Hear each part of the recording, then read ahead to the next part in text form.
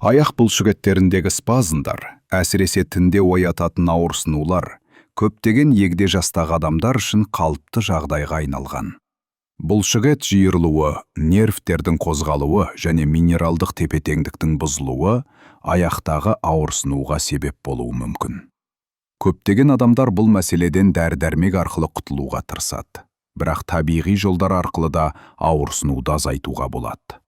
Осы видео мен мақаламызда біз сізге аяқ бұлшықет спазмын болдырмауға көмектесетін 10 тағамды таныстырамыз. Бұл тағамдар калий, магний, кальций, омега-3 және басқа да маңызды қоректік заттарға бай. Олар бұлшықеттің дұрыс жұмысын қамтамасыз етеді, жүйкені тыныштандырады және қан айналымын жақсартады. Табиғи тағамдарды қолдану арқылы сіз дәрі-дәрмексіз, қауіпсіз және тиімді түрде аяқ бұлшықет спазмын азайтып, ұйқыны жақсарта аласыз. Ендеше бастайық. Бірінші жеміс – банан. Банандар қарт адамдардағы аяқ бұлшықеттерінің спазмын болдырмауда ең тиімді тағамдардың бірі болып саналады.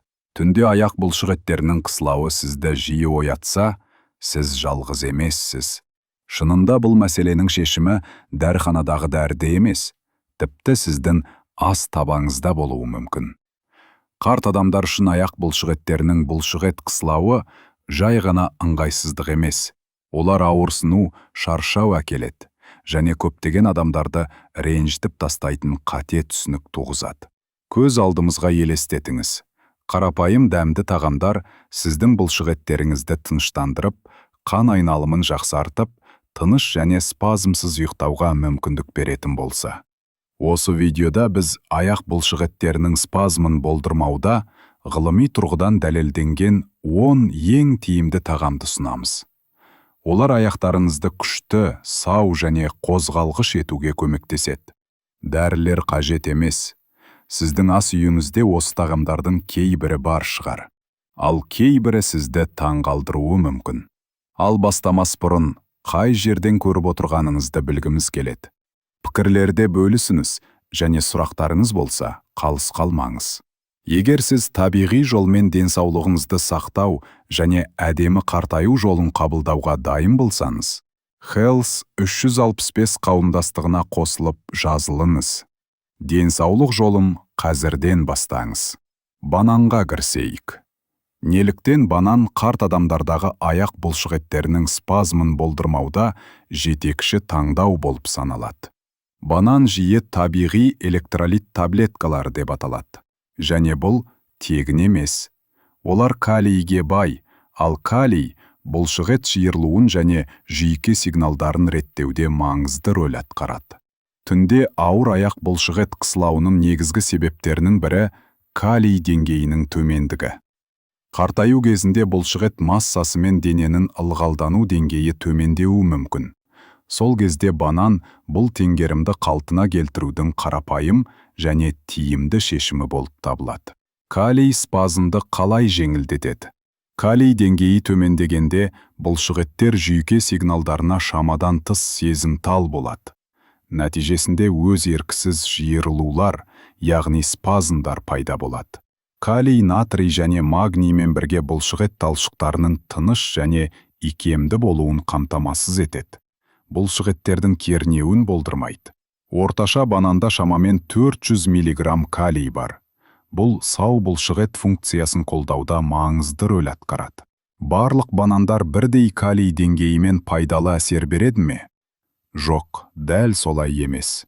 Үлкен немесе піскен банандарда қант мөлшері жоғары. Ал кішкентай немесе сәл жасыл банандарда төзімді крахмал бар. Олар баяу сіңеді және қантын тұрақты ұстайды.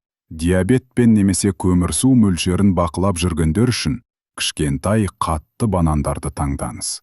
Олар қажетті калий береді, бірақ қантты күрт көтермейді. Банан бұлшықет спазмы мен жүйке ыңғайсыздығын жеңілдетеді ме? Әрине.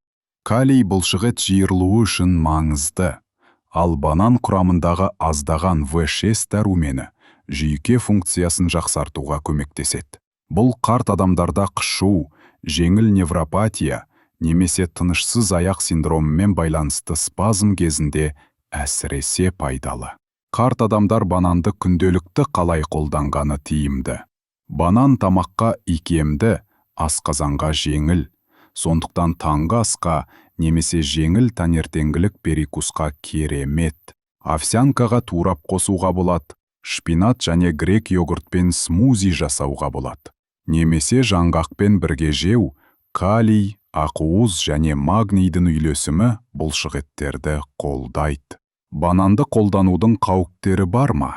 Көпшілікке банан қауіпсіз және пайдалы, бірақ созылмалы бүйрек ауруы немесе жоғары қант деңгейі бар қарттар сақ болу керек. Өйткені калий мен табиғи қант кейде қиындық тудыруы мүмкін. Мұндай жағдайда авокадо мен көкөністер жақсы альтернатива. Екінші жеміс – авокадо. Авокадо бананнан асып түсетін себеп неде? Банан калийдің танымал көзі болса да, авокадо калий мен магнийге бай, бұлшықет функциясын қолдау үшін аса маңызды минералдар. Қызығы, бір авокадо бананнан да көп калий береді. Сонымен қатар, авокадо құрамында жүйке денсаулығын қолдайтын және қабынуды азайтатын пайдалы майлар бар. Бұл жай ғана жеміс емес, жасыл қабығында қамтылған толыққанды қолдау жүйесі. Авокадодағы пайдалы майлар бұлшықет денсаулығына қалай әсер етеді? Авокадо құрамындағы бір рет қанықпаған майлар денедегі жалпы қабынуды азайтады. Бұл қарт адамдардағы бұлшықет кернеуі мен жүйке тітіркенуін төмендетуге көмектеседі. Бұл майлар Д дәруменін сіңіруді қолдайды. Ол кальцийді реттеу мен бұлшықет жиырылуына маңызды. Спазмды болдырмауда магнийдің рөлі калийге қарағанда қаншалықты маңызды. Магний – табиғи бұлшықет релаксант. Жүйке сигналдарының шамадан тыс белсенділігін тежеуге көмектеседі. Осылайша спазмдардың алдын алады. Көп қарттарда магний тапшылығы болады. Көбінесе дәрі-дәрмек қолдану, немесе қартаюға байланысты сіңірілуі төмендеу себепті. Магнийге бай тағамдар, мысалы авокадо, денеңізді қалпына келтіріп, спазм мен ұстамаларды жеңілдетеді. Авокадо буын ауруы немесе артриті бар қарттарға пайдалы ма? Әрине. Авокадо тек минералдарға бай ғана емес, құрамындағы фитостеролдар мен антиоксиданттар, мысалы лютеин, буын қабынуы мен қаттылығын жеңілдетуге көмектеседі. Бұл әсіресе артритпен байланысты аяқ спазмы мен бұлшықет шаршауы бар қарттарға өте пайдалы. Авокадоны күнделікті рационға қалай қосуға болады? Авокадо өте икемді. Бүтін дәнді нанға жағыңыз. Жасыл смузиге қосыңыз. Жапырақты салатқа тураңыз. Магний немесе кальцийге бай тағамдармен бірге қолдану бұлшықет пен жүйке денсаулығы үшін қосымша пайда береді. Авокадоны қолданудың қауіптері бар ма? Авокадо калория мен майға бай, сондықтан мөлшерін бақылау маңызды, әсіресе салмақты қадағалайтындар үшін. Сонымен қатар, калийге бай болғандықтан, бүйрек ауруы бар қарттар дәрігерге кеңесіп, рационға қосуы керек. Көпшілік үшін аптасына жарты авокадо жеткілікті. Авокадо бұл спазмға қарсы басқа тағамдардан несімен ерекшеленеді? Авокадо тек калий немесе магний ғана емес, толыққанды пайдалы майларды, электролиттерді және қабынуға қарсы қосылыстарды ұсынады. Бұл оны аяқ спазмын табиғи жолмен болдырғысы келетін қарттар үшін ең кешенді тағамдардың бірі етеді. Үшінші жеміс – шпинат. Шпинат қарттардағы аяқ спазмын болдырмауда басқа жапырақты көкөністерден несімен ерекшеленеді? Шпинат тек салаттың негізі емес. Бұл магнийге бай күшті тағам, және бұл тек бастамасы ғана. Шпинатта табиғи нитраттар бар. Олар қан айналымын жақсартып, түнде жиі болатын аяқ спазмына әсер етеді. Шпинаттағы нитраттар спазмдарды қалай азайтады? Нитраттар денеде азот оксидіне айналып, қан тамырларын кеңейтеді және қан айналымын жақсартады. Қан айналымының жақсаруы бұлшықеттерге оттегі мен Қоректік заттарды жеткізіп, спазмдардың алдын алады, шаршауды азайтады және бұлшықеттердің тез қалпына келуіне көмектеседі. Бұл әсіресе қарттарда қан айналымы баяу болған жағдайда маңызды. Шпинатты шикі ме әлде пісірілгенін бе жеу жақсы? Шпинатты шамалы мөлшерде шикі жеуге болады, бірақ оны пісіру оксалат деңгейін төмендетеді. Бұл кальций мен магний сіңуіне кедергі келтіруі мүмкін. Шпинатты жеңіл буға пісіру немесе қуырған дұрыс. Осылайша спазмға қарсы минералдардың сіңуін арттырасыз. Түнгі спазмдарды жеңілдетуде шпинат тиімді ме? Иә, толық тиімді. Магний бұлшықеттерді босаныстып, жүйке жүйесін теңдестіреді. Бұл тыныш ұйықтауға қажет. Кешкі асқа немесе жеңіл шпинат негізіндегі тағамға қосу бұлшықеттерді тыныштандырып, аяқ спазмына жол бермейді. Тұзды азайту қажет қарттарға шпинат пайдалы ма? Әрине, шпинат табиғи түрде тұзсыз және калийге бай. Бұл электролит балансына қолдау көрсетіп, қан қысымын көтермейді. Тұзды аз қолданатын қарттар үшін шпинат жүрек денсаулығы мен бұлшықет тұрақтылығын қолдайтын мінсіз минерал қоспасы болып табылады. Қарттар шпинатты рационға қалай қосуы керек? Шпинат өте икемді. Сорпаларға қосымыз, омлетке қосымыз, смузиға араластырыңыз, жеміл қуырылған гарнир ретінде пайдаланыңыз. Шпинатты С дәруменіне бай тағамдармен қызыл бұрыш, лимон шырыны бірге жеу кемір сіңуін арттырады, қан айналымы мен өмірлік күшті жақсартады. Шпинат банан мен авокадомен қалай үйлеседі? Банан тез калий көзі. Авокадо магний мен пайдалы майлар. Шпинат магний мен қан айналымын жақсартатын нитраттар. Біріктірілгенде бұл үштік спазмға қарсы мінсіз команда құрайды. Калий, магний, пайдалы майлар және қан айналымын жақсартатын заттар бірге жұмыс істейді. Дайын болсаң, келесі бөлім асқабақ тақтықымдары pumpkin seeds аудармасын беремін. 4-ші жеміс. Асқабақ тұқымдары. Кішкентай асқабақ тұқымы аяқ спазмына шынымен әсер ете алады ма? Оларды мөлшері бойынша бағаламаңыз. Асқабақ тұқымдары магнийдің ең бай табиғи көздерінің бірі. Тек бір унциясы шамамен 28 грамм күнделікті магний қажеттілігінің 40% береді. Бұл оларды спазмға қарсы ең тиімді тағамдардың бірі етеді. Асқабақ тұқымдарындағы магний қарттарға несімен пайдалы? Асқабақ тұқымдары магнийдің өсімдік негізіндегі жақсы сіңетін көзі. Бұлшықеттер мен аяқ бұлшықеттеріндегі жүйке сигналдарын реттеуге және бұлшықеттердің дұрыс жұмыс істеуіне көмектеседі. Асқабақ тұқымдары ұйқы сапасын жақсартып, спазмдарды жеңілдетеді ме? Иә. Магниймен қатар оларда триптофан амин қышқылы бар. Ол серотонин мен мелатонин өндірісін арттырады. Бұл түнгі спазмдардан зардап шегетіндерге немесе ұйықтап кету қиындықтары бар адамдарға ерекше пайдалы. Асқабақ тұқымдары магний қоспасынан тиімді ме? Тамақтан алынған магний әдетте денеге жақсырақ сіңеді және қосымша дәрумендер мен минералдармен қатар келеді. Мысалы цинк, пайдалы майлар, антиоксиданттар. Қоспалар кейде пайдасы бар болса да, асқабақ тұқымдары табиғи және толыққанды жолмен магний деңгейін арттырады. Асқабақ тұқымдарын қалай тұтыну тиімді? Тұздалмаған, құрғақ қуырылған немесе шикі түрін таңдаңыз. Оларды сұлы, йогурт, салат немесе смузиге қосуға болады. Кешкі уақытта бір қасық тұтыну бұлшықеттерді босаңыстып, түнгі спазмдардың алдын алады. Асқабақ тұқымдары тыныштықсыз аяқ синдромы немесе ыңғайсыздықты жеңілдетеді ме? Иә. Магний бұлшықеттерді ғана емес, жүйке денсаулығында қолдайды. Сонымен қатар, тұқымдардағы қабынуға қарсы майлар жеңіл жүйке проблемаларына байланысты тітіркенуді азайтуы мүмкін. Асқабақ тұқымдары басқа тағамдармен қалай үйлеседі? Банан, калий. Авокадо, магний мен пайдалы майлар. Шпинат, магний және қан айналымын жақсартатын нитраттар. Асқабақ тұқымдары магний, цинк және триптофан. Оларды қосқанда бұл сіздің түнгі аяқ спазмына қарсы супер командаңыз болып шығады. 5-ші жеміс. Салмон және сардиндер.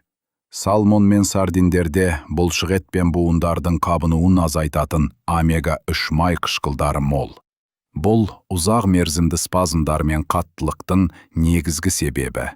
Сонымен қатар, олар бұлшықет пен жүйке функциясын қолдайтын Д дәрумені және кальций құрамымен танымал. Омега-3 бұлшықет спазмын қалай жеңілдетеді? Омега-3 қабынуды тудыратын заттардың түзілуін азайтады. Бұл жүйкелерге тітіркенуді азайтып, бұлшықет қаттылығын жеңілдетеді. Аяқтағы спазмдар мен буын ауруымен күресетін қарттарға омега-3 тиімді шешім болып табылады. Сардиндер қарттарға неге пайдалы? Сардиндер әсіресе сүйектері жұмсақ әрі жеуге жарамды болғанда, кальцийдің ең бай табиғи көздерінің бірі болып саналады. Кальций магний мен калиймен бірге бұлшықеттердің дұрыс шиырылуына көмектеседі. Кальций жеткіліксіз болса, жүйке сигналдары бұзылып, спазмдар пайда болады. Д дәруменінің рөлі неде және бұл балықтар оны қалай қамтамасыз етеді? Д дәрумені кальцийді сіңіруге және бұлшықеттерді тиімді басқаруға маңызды. Қарттарда Д дәруменінің тапшылығы жиі кездеседі. Бұл бұлшықет әлсіздігі мен спазмдарды күшейтеді. Майлы балықтар, мысалы салмон мен сардиндер, табиғи Д дәруменінің көздері болып табылады. Бұл балықтар күнделікті және түнгі спазмдарды жеңілдетеді ме? Иә, сенімді түрде. Омега-3 қабынуға қарсы әсерімен кальций мен Д дәрумені бұлшықеттерді реттеп, тыныштықты сақтауға көмектеседі. Қарттар үшін ұсынылатын жиілік қандай? Аптасына 2 рет майлы балық тұтыну ұсынылады. 1 порция. Керемет қуыруланған салмон немесе сардиндер бүкіл дәнді тостқа немесе салатқа қосылған.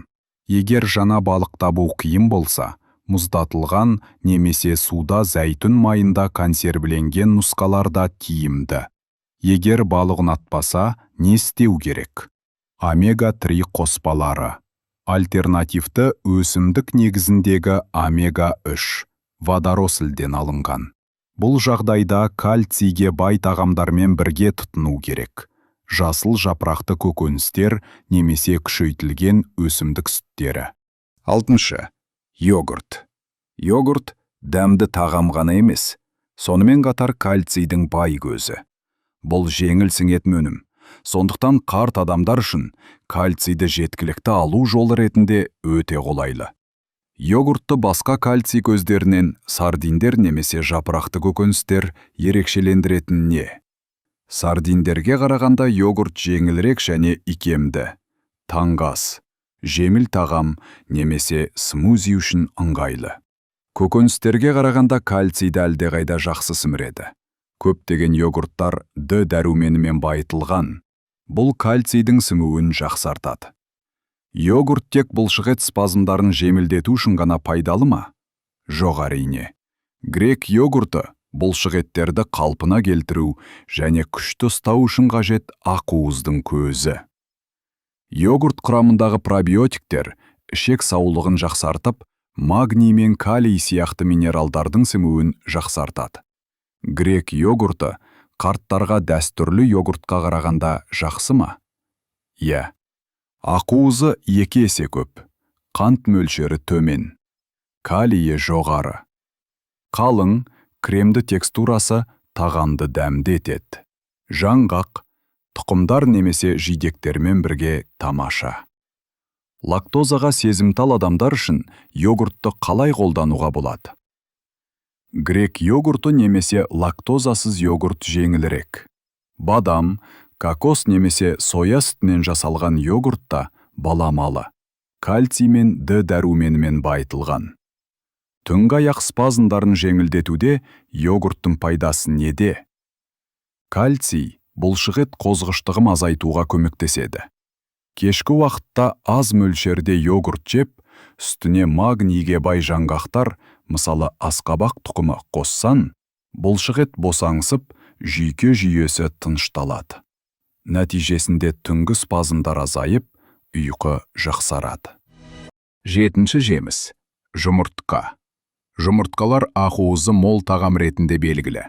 Бірақ аяқ бұлшықет спазмымен күресте шынайы күші олардың B12 дәруменінде жатыр. B12 дәрумені не үшін маңызды? Бұл дәрумен жүйке қызметімен қан жасушаларын өндіруге қажет. Қан арқылы оттегін жеткізумен бұлшықеттердің қозғалысын бақылауға көмектеседі. Белде 12 жетіспесе, бұлшықет дұрыс жұмыс істемей, түнде спазмдар пайда болуы мүмкін. B12 дәрумені жүйке мен бұлшықетке қалай әсер етеді? Нервтерді қоршап тұрған қабықты сақтап, ми мен бұлшықет арасындағы байланысын қамтамасыз етеді. Қарт адамдарда B12 сіңуі нашарлауы мүмкін, сондықтан жұмыртқа қолайлы және жеңіл көзі. Тек ақуызы жеткілікті ме, әлде сарысын да жеу керек пе? Ақуызы ақуызға бай, холестеринсіз, жүрек саулығын қадағалайтындар үшін тамаша. B12 Д дәрумені және пайдалы май көбіне сарысында болады. Шамалы ақуызбен бірге бір толық жұмыртқа жеу бұлшықетті қолдап холестеринді бақылауға көмектеседі. Жұмыртқа физикалық жаттығудан кейін бұлшықетті қалпына келтіруге көмектесе ме? Иә. Толық ақуыз құрамымен бұлшықетті қалпына келтіруге қажетті барлық амин қышқылдарын береді. Жаяу серуен, созылу немесе физиотерапиядан кейін бұлшықет қалпына келуіне көмектеседі. Қарт адамдар үшін энергия мен балансқа әсері қандай? Жұмыртқа, ақуыз, B12 және Д дәруменімен бұлшықетті күшейтіп, энергияны тұрақты ұстайды. Йогурт немесе шпинаттен бірге таңғы асқа қосса, бұлшықет пен жүйке жүйесін нығайтады. Жұмыртқаны қалай дұрыс дайындау керек? Қайнату, пашот немесе аздап қуырылған, зәйтін маймен, қуыруға немесе майлы шұжықпен бірге қолданбау. Спазмға қарсы калиймен бірге тұтас дәнді нанмен жеу тиімді. 8-ші жеміс. Кокос суы. Кокос суы табиғи спорттық сусын ретінде белгілі, және оның себебі бар. Негізгі қасиеттері: калий, магний, натрий және кальцийге бай. Бұл минералдар бұлшықет жиырылуын және денені сулауды қамтамасыз етеді. Әсіресе дегидратация, төмен минерал деңгейі немесе дәрі-дәрмектер әсерінен спазмға шалдыққан қарт адамдарға пайдалы. Кокос суы мен су немесе спорттық сусындардың айырмашылығы: қарапайым су гидратация үшін маңызды, бірақ бұлшықет жұмысын қолдайтын электролиттерді жеткізбейді. Көптеген коммерциялық спорттық сусындарда қосылған қант, жасанды дәмдер және натрий көп. Қарт адамдарға жарамсыз.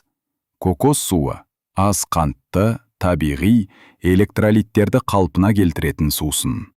Қай минерал спазммен күресуде негізгі рөл атқарады? Калий бастысы, бірақ сонымен бірге магний, кальций және натрий де бар. Бір шыны кокос суында шамамен 600 мг калий бар.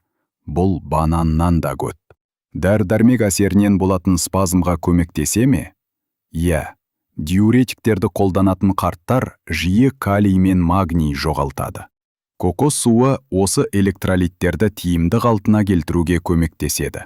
Кокос суын күніне қашан ішу тиімді?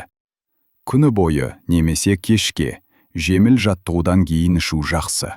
Бұлшықеттерді сулап, түнгі спазмды болдырмайды. Қарт адамдарға қандай сақтық шаралары керек?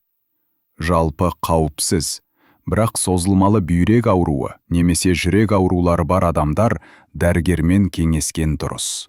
Қантсыз нұсқаларын таңдау маңызды. 9-шы жеміс. Тәтті картоп. Тәтті картоп ерекше дәрумендер мен минералдарға бай тағам. Негізгі қасиеттері: калий, магний, кальцийге бай. Дәнді, талшыққа бай. Бұлшықеттерді босаңсытуға және спазмды алдын алуға көмектеседі. Қарт адамдарға табиғи электролит көзін береді. Қосымша қоспалар мен өңделген тағамдарға сүйенбей. Калий деңгейі орташа. Тәтті картоп бананмен салыстырғанда да көп калийге ие. Орташа мөлшердегі тәтті картопта 500 миллиграммнан астам калий бар. Жоғары калий бұлшықет жиырылуын тұрақты ұстайды. Қантты баяу сіңіреді. Қант диабеті бар қарттарға пайдалы. Қабынуға қарсы әсері. Бета-каротин мен С витаминіне бай, бұл бұлшықет пен буындағы қабынуды азайтуға көмектеседі. Артрит, бұлшықет ауырсынуы немесе қартайған кездегі спазмға жақсы. Қай уақытта жеу тиімді?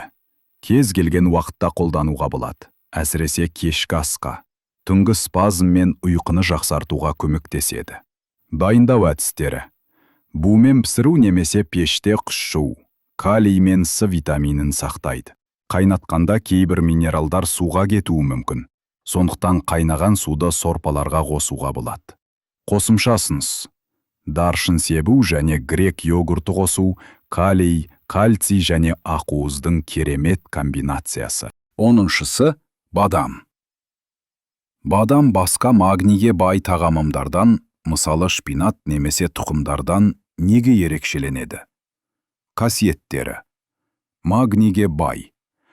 Е дәрумені, пайдалы моноқанықпаған майлар, өсімдік ақуызы және аз мөлшерде кальций бар. Бұлшықет қалпына келуін жақсартады, қабынуды азайтады, қам айналымын қолдайды. Ұзақ уақытқа сақталатын, қарт адамдарға ыңғайлы және пайдалы тағам. Е дәруменінің рөлі. Күшті антиоксидант. Бұлшықет жасушаларын оксидативті зақымданудан қорғайды. Партаю бұлшықеттерін қорғап, шаршауды азайтады. Қам айналымын жақсартып, бұлшықеттерге оттегі мен қоректік заттарды жеткізеді. Спазм мен бұлшықет жиырылуын азайтуға көмектеседі. Күндізгі және түнгі бұлшықет спазмына әсері. Кішкене жәшік бадам, 10-15 дана. Магний мен пайдалы майлар арқылы бұлшықеттерді босаңсытып, спазмды азайтады. Кешке йогурт немесе жеміс қосып жеу, түнгі бұлшықет спазмын азайтады. Құрамын сақтау.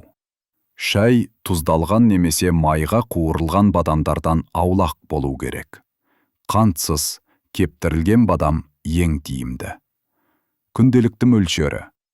Кішкене жәшік 10-15 бадам жеткілікті.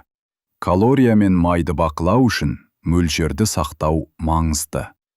Сіз 10 тағамның барлығын қарап шықтыңыз. Әрқайсысы аяқ бұлшықет спазмына қарсы күресте ерекше рөл атқарады. Банан, тез калий көзі, бұлшықет жиырылуын реттейді. Бадам, тұрақты магний көзі, антиоксиданттық әсерімен бұлшықетті қорғап, қан айналымын жақсартады. Авокадо, магний мен пайдалы майларға бай, жүйке мен бұлшықет кернеуін азайтады. Шпинат, магний мен нитраттарға бай, қан айналымын жақсартып, спазмды азайтады. Асқабақ тұқымы, магний мен триптофанға бай, ұйқы сапасын жақсартады. Салмон мен сардина, омега-3, Д дәрумені және кальцийге бай, қабынуды азайтып, бұлшықетті қалпына келтіреді. Йогурт, кальций, ақуыз және пробиотиктерге бай, бұлшықет пен жүйке үшін пайдалы.